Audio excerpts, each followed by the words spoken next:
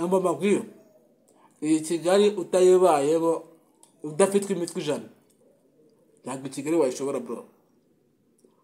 Ubu Kigali dusigaye dukora kuva mu gitondo ukageza ikindi gitondo kuri kugahigo ho gushaka amafaranga bro. Ntabwo uzaryama mu rugo amafaranga gusa. Shishikariza n'abandi bose bari buze kureba kino kiganiro. Umusore wese uryama amasaha 24 mu rugo udakora bro, you have ikibazo mu mutwe. You have to find a job.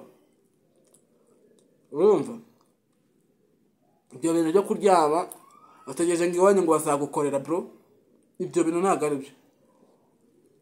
Subireho. Iyo ugiye mu mahanga ukareba buryo za Dubai, Amerika, za Canada, za Australia, za Belgique, mu Bufaransa, abantu barara bicaye bashaka amafaranga. Ngo wabyumva. Aho warangiza ukabyimbye umutwe wicaye aho ngaho iwanyu ngo ngende kavukire ngo iwacu, ngo ndikavukire ngo iwacu ngo banguriye inzu, ngo banguriye imodoka. Ibyo se n'ibiki?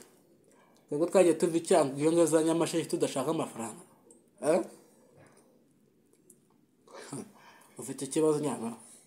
Tunabishije ubu ngubu hari umusore kurya capati nkanya. Iyi capati z'amafaranga igura ikuri $2,000 $2,000. Ibibazo umuntu none kuryaho capati kuri $2,000 bro. Urumva iyo step aba amaze kugeraho. Ariko baragisha umva amafaranga ariko ikindi urebe bahereza ntuza neza cameraman, bahereze ishusho y'ahantu dukoreye ikiganiro rero kuntu haho hantu hameze.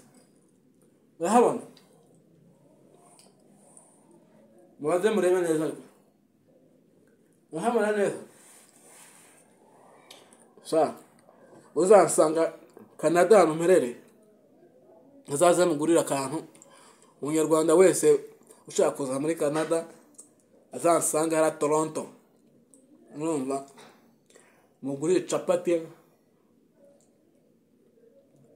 mugurire kimwe cyose. Hanga muri Canada turakora ntabwo twiko twicaye. Urumva yewe nkora akazi ko gutema ibiti bro, ariko plan ndabona. So rero mugugwe neza kandi mwibuka gukora subscribe, share, comment, asigaye ibiganiro byanjye mujye mu binasharinga n'abandi bantu. Sinzi impamvu tujya kureba ibintu byo mu mahanga dusize iby'iwacu, ariko nk'ubwo nkaho bikundeba wakoze subscribe ukareba ikiganiro cyanjye, kanga comment, kambwira ijambo wifuza kuri njye nkagusubiza bro. Ndabakunda cyane. Yari mu mwanya wanyu Felix uherereye hariya mu gihugu cya Canada. Ndabakunda cyane. Ciao ciao.